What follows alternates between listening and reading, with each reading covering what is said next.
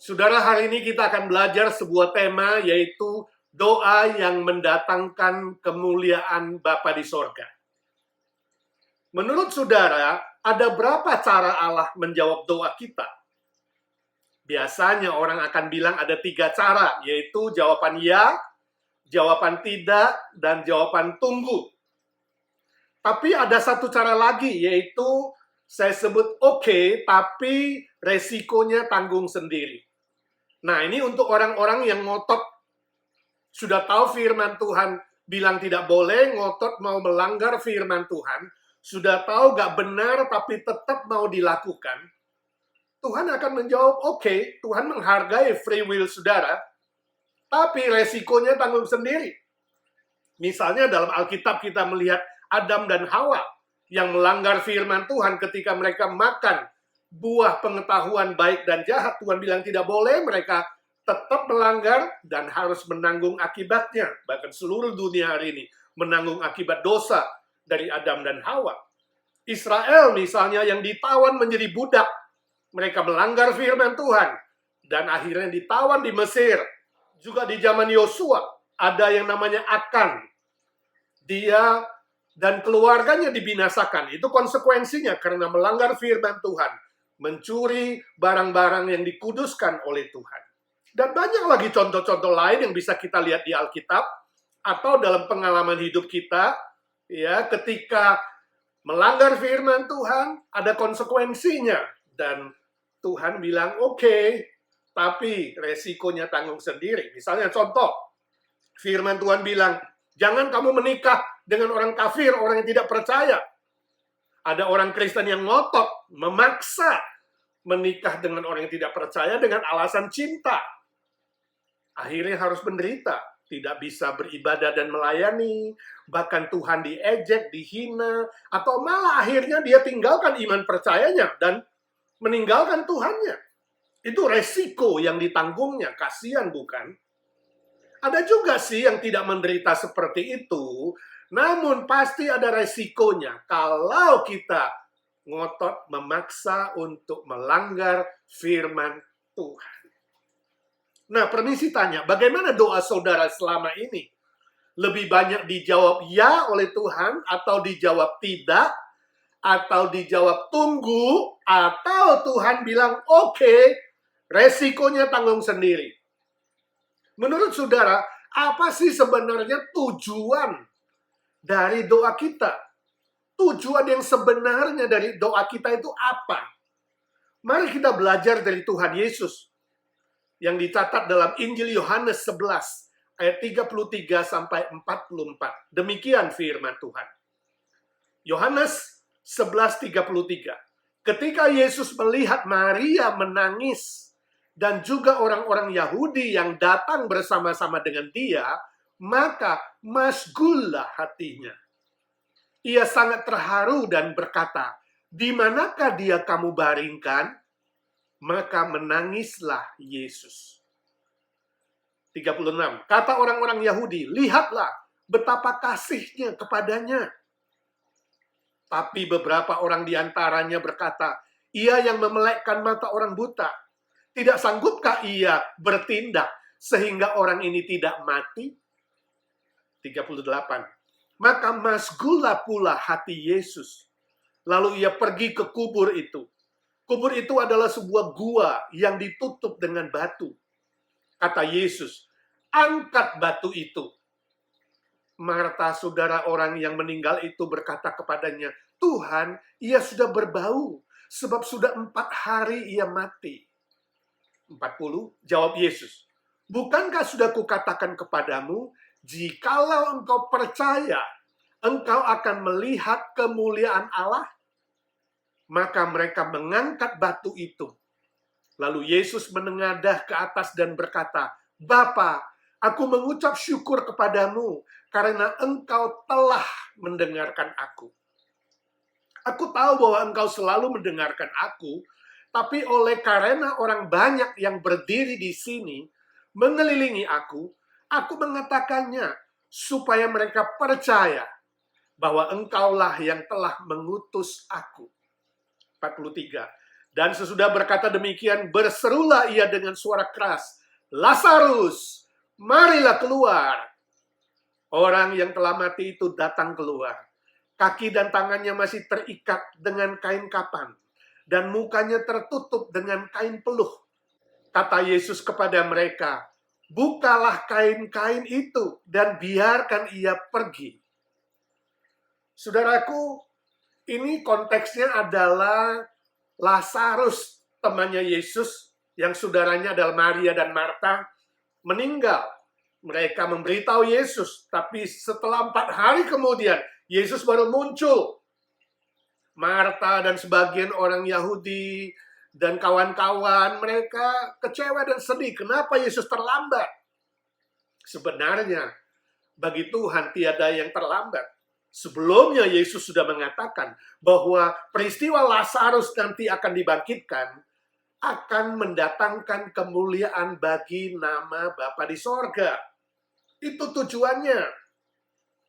Nah, ketika Yesus tiba, kelihatan mereka nggak percaya Yesus itu bisa membangkitkan Lazarus. Marta mengatakan, kenapa baru datang sekarang? Kenapa terlambat?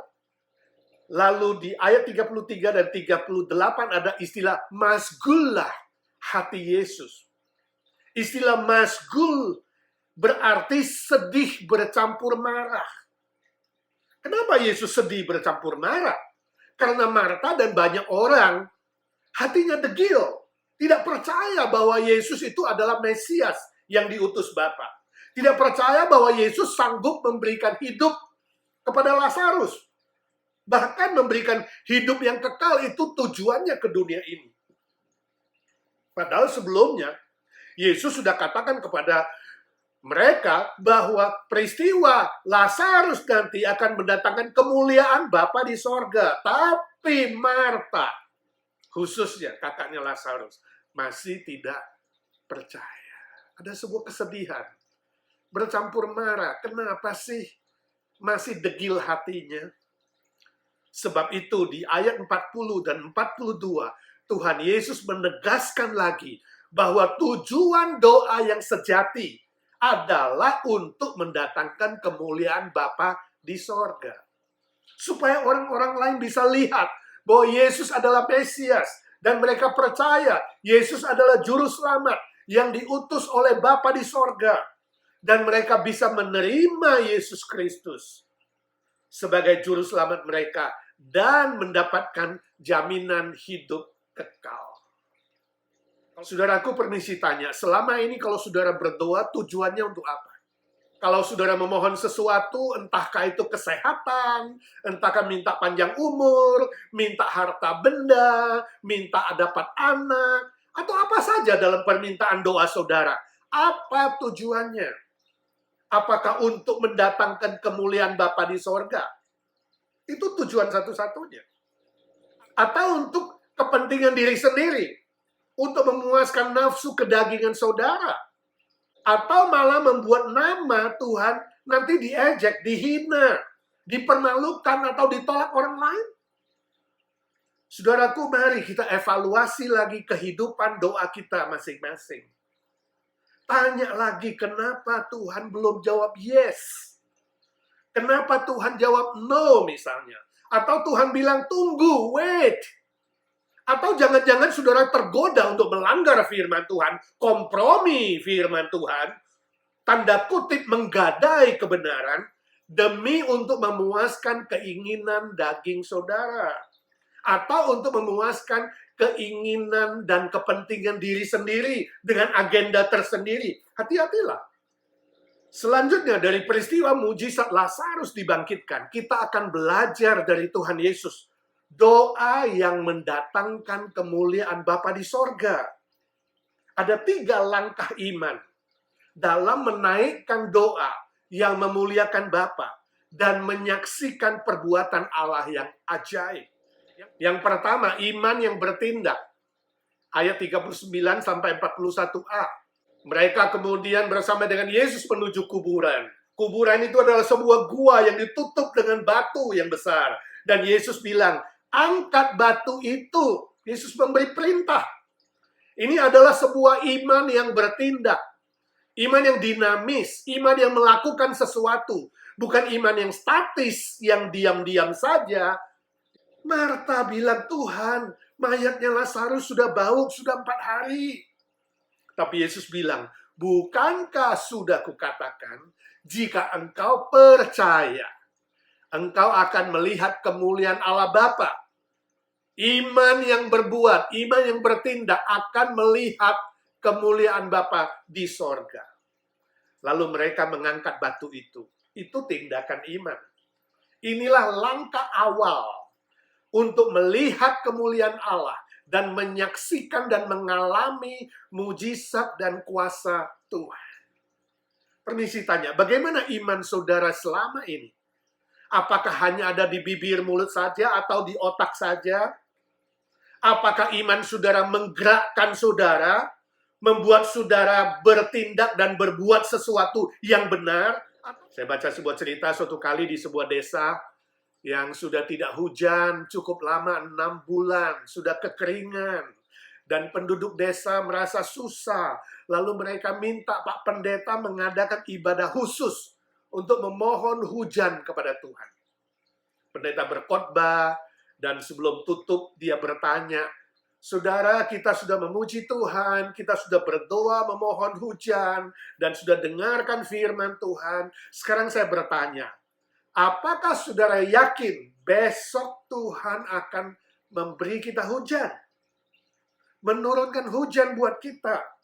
Serentak semua orang menjawab, amin, percaya. Baiklah, kata pendeta. Besok kita ketemu lagi di sini jam 8. Dan saudara siapkan diri saudara untuk menerima hujan dari Tuhan. Besoknya saudara ternyata hanya sekitar 10% orang-orang datang ke gereja untuk berkumpul jam 8 pagi. Lalu pendeta berkata, siapa yang sudah siapkan diri untuk menerima hujan dari Tuhan? Persiapan apa yang saudara lakukan? Mereka semua saling memandang satu dengan yang lain, nggak mengerti dan nggak tahu. Lalu ada seorang ibu yang paling senior. Dia keluarkan sebuah payung dan dia buka, dia angkat tinggi-tinggi. Semua orang tepuk tangan memuji iman ibu itu. Saudaraku, ini hanya sebuah ilustrasi saja. Si ibu memiliki iman yang bertindak, yang berbuat sesuatu, yang konkret. Dia siapkan diri untuk menerima hujan, dia bawa payung. Oh, mungkin saudara berkata, yang lain juga bertindak, Pak. Kan paling tidak mereka sudah datang ke gereja dan siapkan diri, dan mereka akan basah-basahan, mandi hujan. Boleh juga punya pemikiran itu. Tapi poin saya adalah, iman yang sejati tidak hanya berdiam diri, tidak statis, tidak berpangku tangan, tidak hanya khawatir dan takut dan tidak melakukan apa-apa. Tapi iman yang sejati adalah iman yang bertindak, yang berbuat sesuatu yang benar, sesuai dengan firman Tuhan. Yang kedua, iman yang mengucap syukur, ayat 41b. Yesus menengadah ke atas dan berkata, Bapa, aku mengucap syukur kepadamu, karena engkau telah mendengarkan aku. Inilah iman yang mengucap syukur. Lazarus belum bangkit. Tapi Yesus katakan, Bapa, engkau telah mendengarkan aku. Artinya, apapun jawaban Bapa di sorga, Yesus siap menerimanya dengan ucapan syukur. Inilah iman yang sejati. Iman yang selalu mengucap syukur. Apapun keputusan Tuhan. Apapun kedaulatan Tuhan. Sebab hasil itu adalah bagian dari Tuhan. Hasil itu ada di tangan Tuhan. Bukan urusan kita. Bagian kita adalah berdoa dan mengucap syukur. Saudara, memang Bapa di sorga selalu menjawab doa kita, bukan? Dia bisa jawab ya, dia bisa jawab tidak, dia bisa jawab tunggu, dia bisa jawab oke, tapi titik-titik. Sebab Bapa di sorga tidak tuli. Dia siap mendengar dan menjawabnya. Allah tidak tinggal diam. Allah kita Allah yang hidup, yang peduli, yang dinamis, yang senantiasa menjawab doa. Nah, pertanyaannya, apakah iman saudara adalah iman yang mengucap syukur? Apakah selama ini saudara siap menerima apapun keputusan Tuhan dan kedaulatan Tuhan? Menerima dengan ucapan syukur, bukan sungut-sungut, bukan marah-marah, bukan kecewa, bukan putus asa, bukan menolak Tuhan. Bukan, tapi menerima dengan mengucap syukur. Walaupun kadangkala Tuhan izinkan kita tidak mengerti. Kita tidak mengerti kenapa Tuhan mengizinkan. Kita tidak mengerti kenapa kedaulatan Tuhan begitu. Kita tidak mengerti kenapa keputusan Tuhan begitu. Kita tidak mengerti dengan pikiran kita, dengan hati kita. Kita tidak tahu kenapa Tuhan jawab no atau tidak. Atau Tuhan bilang tunggu, wait. Dan ada yang sudah menunggu bertahun-tahun. Terlalu lama sekali. Yang sakit menunggu kesembuhan, yang menunggu status, yang menunggu teman hidup, menunggu dapat anak, menunggu lulus ujian, menunggu naik jabatan, menunggu bisa beli rumah, beli mobil baru, dan sebagainya, dan sebagainya. Ada terlalu banyak saudara yang sedang menunggu. Bertahanlah dan tetaplah berdoa dengan mengucap syukur. Itu poinnya. Berdoa dengan mengucap syukur, maka saudara akan melihat dan menyaksikan kemuliaan Allah. Waktu Tuhan adalah waktu yang terindah. Yang paling tepat. Dia tidak terlalu cepat, dia tidak terlalu lambat. Tujuannya cuma satu. Untuk mendatangkan kemuliaan Bapa di sorga. Ada waktunya nanti. Nama Bapa di sorga akan dimuliakan, ditinggikan, diberitakan. Lewat pengalaman hidup saudara. Lewat apa yang saudara alami. Agar banyak orang mengenal Yesus Kristus sebagai Mesias. Sebagai Juru Selamat yang sejati. Walaupun sekarang saudara tidak mengerti. Tetap tekun, bertahan, berdoa dengan mengucap syukur. Amin. Yang ketiga, iman yang melayani. Ayat 44. Sebelumnya Yesus berseru dengan keras, Lazarus, marilah keluar. Ada penafsir mengatakan, untung Yesus gak bilang, hei orang mati, keluar. Maka semua orang mati akan keluar. Sebab firman yang keluar dari mulut Yesus sungguh-sungguh berkuasa. Dia berkata, Lazarus, keluar. Lalu Lazarus keluar. Tapi kaki dan tangannya masih terikat. Dan kain kapan dan mukanya tertutup dengan kain peluh. Lalu Yesus berkata kepada mereka, perhatikan, bukalah kain-kain itu dan biarkan ia pergi. Nah, saudara, istilah bukalah kain-kain itu adalah menunjukkan iman yang melayani. Iman yang melayani dan menjadi berkah. Yesus bisa saja perintahkan agar kain-kain yang membalut Lazarus itu terbuka dan terlepas, bukan? Tapi Yesus tidak lakukan itu. Dia ingin orang-orang yang menyaksikan mujizat itu, yang melakukannya. Yesus ingin bahwa mujizat itu bukan menjadi tontonan saja. Atau hanya bersorak-sorak tepuk tangan, hore, Lazarus sudah bangkit. Bukan. Kalau Tuhan memberikan mujizat dan kuasanya, ada tujuannya untuk menjadi berkat bagi orang lain. Untuk melayani pekerjaan Tuhan. Sehingga nama Bapa di sorga dipermuliakan. Sebab itu mereka harus berbagian dalam melayani. Dalam hal ini membuka kain-kain yang membalut Lazarus. Inilah yang disebut dengan pelayanan apologetika. Artinya, membuka semua penghalang. Supaya orang-orang bisa melihat kuasa Kristus. Mengenal Yesus Kristus adalah juru selamat yang sejati. Untuk kemuliaan Bapa di sorga. Ketika mereka menerima Yesus Kristus.